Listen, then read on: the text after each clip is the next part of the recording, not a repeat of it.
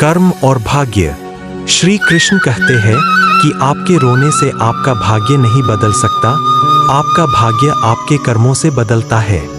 इसलिए चिंता और रोना छोड़ अपनी ऊर्जा समाधान खोजने में लगाएं। वाणी का प्रभाव। क्रोध में बोला गया एक कठोर शब्द आपकी हजारों मीठी बातों और रिश्तों के प्रभाव को पल भर में नष्ट कर सकता है। आत्मविश्वास एवं ईश्वर स्मरण। उम्मीदें इंसानों से लगाकर शिकायत ईश्वर से मत करो। जब भी आप खुद को टूटा हुआ महसूस करें तो समझे कि ईश्वर आपका उपयोग किसी बड़े कार्य के लिए करने वाले हैं।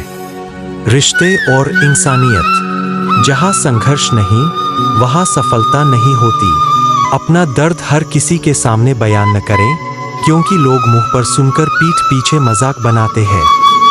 यदि लोग आपको नीचे गिराने का प्रयास कर रहे हैं तो इसका अर्थ है कि आप उनसे ऊपर हैं। रिश्तों को सुधारने के लिए समाधान खोजें, न्याय नहीं, क्योंकि न्याय में एक पक्ष रुष्ट हो सकता है, परंतु समाधान में दोनों पक्ष संतुष्ट रहते हैं।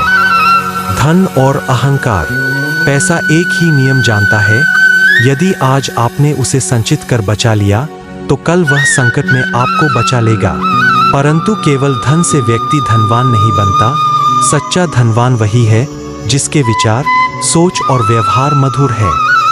समय और परिवर्तन। परिवर्तन ही संसार का नियम है।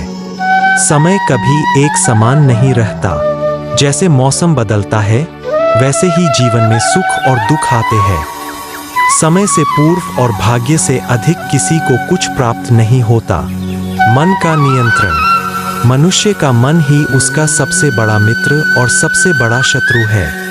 यदि आप मन पर विजय प्राप्त कर लेते हैं तो वह आपका मित्र है, और यदि मन आपसे जीत जाता है तो वह आपका शत्रु बन जाता है। मन इंद्रियों का सारथी है, इसे अभ्यास और वैराग्य से वश में किया जा सकता है। श्री कृष्ण के उपदेश। परिणाम की चिंता किए बिना निष्काम भाव से अपने कर्तव्यों का पालन करें। अपने जीवन की चुनौतियों से भागे नहीं और नहीं अपने भाग्य को दोष दें। स्वयं को ईश्वर के प्रति समर्पित कर दें, वही सबसे बड़ा आधार है। मनुष्य अपने जन्म से नहीं बल्कि अपने सत्कर्मों से महान बनता है। जीवन में सदैव सकारात्मक रहें, अपने कर्मों पर ध्यान दें और शांत रहकर अपने लक्ष्य की ओर बढ़ें। कमेंट्स में जय श्री राधे कृष्ण जरूर लिखें।